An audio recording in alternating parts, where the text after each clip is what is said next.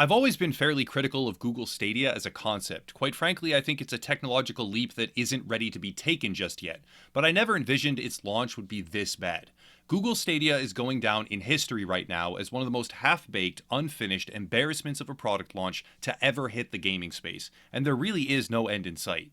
This video will barely scratch the surface when it comes to the avalanche of issues for Stadia, but even though as time goes on a horde of additional problems will undoubtedly become visible, I'll try my best to outline from concept to execution why this product is a colossal, unmitigated failure that should never have been allowed to release. It all begins with the core premise. I've talked about this in the past, but at the very least, I endeavored to maintain some shred of optimism regarding the entire project. That goal has long since disappeared. Stadia is a game streaming service designed to bridge the gap between players and hardware. Boiling it down to the most basic premise, being allowed to play games from any device without a need to download the files may sound rather interesting, but the sad reality is that nearly every single decision and system that has been built around that basic concept and idea is done so horribly, it utterly and completely destroys what little value could have existed. The first major decision is isolation. Google Stadia, unlike other prospective streaming services such as Project xCloud from Microsoft, does not have a local first-party library of accessible games. In a world where segments of the gaming world are already heavily divided, such as Sony versus Microsoft or Steam versus Epic Games on PC, gamers actively face the annoyance and inconvenience of perhaps buying multiple consoles or waiting lengthy periods of time to play a game as it releases 1 year later on Steam as opposed to Epic. Google Stadia does not bridge this gap in any way. Instead, it further plays into the segregation of gamer ecosystems by creating a subscription-based environment where players will now need to repurchase existing games that they might own, if they are even offered at the time, at full price. In addition, the launch day lineup for games on Stadia is pretty much abysmal. Right off the bat, founders have paid about $130. The controller itself for pre-orders was listed at $69, and this bundle also includes 3 months of their $10 per month subscription, the only tier available, I believe, as of right now. That's all well and good, and there are of course some additional items available for pre-order buyers, such as first come first serve custom names, but more on that later on. That seems fine, except now, players must purchase whatever games they have an interest in from the extremely limited launch day selection of 22, which was already increased last minute from 12, and buy these games mostly at full price. There are a certain number of games which will be available just with the subscription, and that is touted as a growing selection, but the vast majority of popular releases, especially contemporary ones with a recent launch date, will be full-price $60 AAA titles. This is where we run into a fundamental conflict between the advertised motto of accessibility and the reality of Google Stadia. Pre-order Founders Pack buyers will have paid $130 right off the bat and secured a 3-month subscription. If they want to buy even 2 additional games they might already own elsewhere, or games that just released and they didn't really have the hardware to play yet, they will end up spending somewhere in the vicinity of $250. Right now, at a local game store or even on eBay or Amazon, whatever it is, a player can get a pre-owned console or even a brand new Xbox or PlayStation bundle, complete with a game or two, for less than that. This all goes without mentioning ownership. Google Stadia, more than any other platform before it, decreases a player's control over their own game library. The same is somewhat true of all digital purchases, a reason why I argue against a total industry pivot towards digital-only downloads, but Stadia takes it even further. Unlike Microsoft or Sony console hardware, Stadia has no option for physical disc installations or an analog library of titles at all. If Stadia goes down, all of the money you've sunk into it goes up in smoke. This already calls into question the concept of accessibility in terms of cost. The service is meant to invade the games industry like Netflix invaded the traditional movie space, but the key difference is that Netflix didn't require you to outright purchase most of the movies you wanted to watch for full price, while Stadia does. As if that were not enough already, a second problem with accessibility is connection speed. This is where I've tackled the topic before in previous videos. Latency is a problem on Stadia, even more so than I had anticipated, but the degree to which connection speed handicaps the service's availability is staggering. Stadia will require, as per my rudimentary research, so take this with a grain of salt, your mileage may vary, anywhere between 4 and 12 gigs of data per hour. This means that anyone attempting to play on anything other than supremely powerful Wi-Fi or a hardwire connection, tough luck. Anyone attempting to use a cellular network, probably not going to work at all, let alone if you have a monthly data cap that completely excludes you from the service. Anyone not in a region where high-speed internet is available, which is honestly most of the world, and I don't just mean high speed, I mean very high speed, will have a horrible overall experience. And ultimately, this service is less accessible than a regular console on a basic home internet connection, not to mention it has worse latency.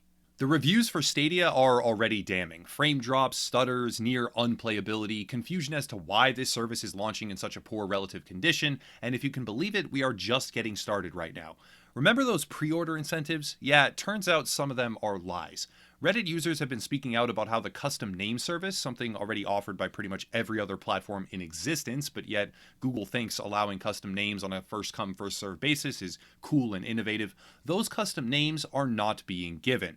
The framework for that first come first served promise has been lied about, and one of the very few things this package even contained that was relatively speaking of some value, if you really wanted to get that cool name first before everyone else, it's not even being delivered properly. Next up, Chromecast Ultra users are reporting that while playing Stadia, the Chromecast will overheat and shut down. Google has denied any knowledge of this as a pre-existing issue, citing extensive testing where the problem never appeared, but the reports are, by the very minute, becoming more numerous to the point of zero defense. As for that $69 controller, well, in a thread now deleted because of an embargo conflict, I believe, SkillUp on Twitter, a creator I've gotten to know quite well over the years and I respect a great deal, testified that the Stadia controller was the worst controller he had ever held. I do not recall his exact words since it is gone now and I don't have screenshots to reference from, but a comparison was made to the cheapest, lowest quality third-party controllers one might find at a GameStop, and for a controller that was supposedly designed from scratch by Google with a massive budget and a huge QR team, this only further underscores the dumpster fire of Google Stadia. Let's go even further. To market this abomination of a service, Google takes the turn and relies on gender-neutral controllers. To quote Google VP and head of Stadia Phil Harrison, some of our historical competitors in the console space have been a bit more masculine and a bit more mechanical in their approach.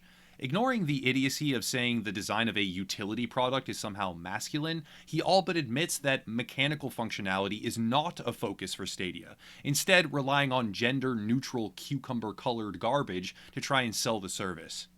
Further speaking to the disconnected approach that Google has prioritized, we can see that certain options for Stadia users' personal information contain things like ICQ number, AIM screen name, MSN Messenger screen name, or Yahoo ID.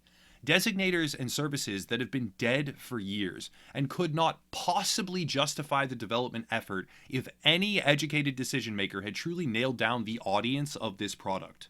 Considering the internet speeds required, being able to even use Stadia would already mean you can download a game rather quickly anyways on your local connection, as in an hour or two. So why would anyone sink money into a monthly subscription with an isolated player ecosystem for multiple games, since crossplay on a publisher level is such a fledgling concept right now, which will most likely lead to severe matchmaking problems for Stadia users in the short and long term, and on top of it all, buy the games you want for full price with zero ownership smack dab on top of the monthly cost. Competitor services are already in the works. Microsoft and its xCloud will allow users to play their existing and pre-owned Microsoft titles on any alternative device, which adds a massive layer of additional value and might even single-handedly make a streaming subscription worth it.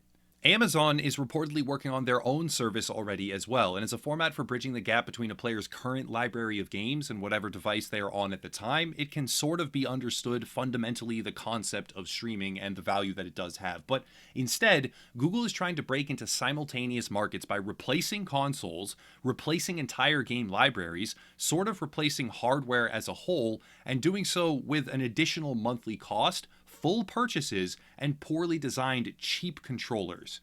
Google Stadia is a service for no one, advertised as a service for everyone. It's not meant for traditional hardcore gamers, and far from it, because the latency issues are years away from being solved. Most hardcore gamers already have one or even multiple superior ways to play their products, and with that, an entire library of games to draw from that they do not wish to abandon outright. And it's also not meant for casual and mobile gamers. Using the service on the go is nearly out of the question. Using it on a cellular network, same thing, and it is comparatively priced to an actual console, while tacking on a massive amount of inconvenience plus all the other problems I've already mentioned. One final step, it turns out Stadia has no local buying interface, so unless more details have emerged or I somehow misinterpreted the thread, it was confirmed by a Google employee that to buy Stadia games, you have to actually use your phone. This is akin to having to get your phone out to buy a game on your Xbox because the Microsoft Store isn't easily accessible. It's a Frankenstein's monster of a service designed to be optimal for literally no one, inferior in every conceivable sense to one or multiple existing platforms, and when it probably goes belly up, you lose everything you put into it. The hardware barely works in terms of the Chromecast Ultra or the controller. The software barely works in terms of stutters or lag or latency. The service is tedious to access, and it's more expensive than a superior format, which also allows for greater purchase retention and security. There is not a single conceivable reason I can fathom why Stadia was a good idea. It certainly wasn't ready for launch, and it will go down in history much the same way as Google+, a complete and utter failure. That's it for today. If you want to support, there are links down below: merch, Patreon, social media, standard YouTuber things, but I'll cut it there and stop rambling. As always, thank you all for watching, and have a nice night.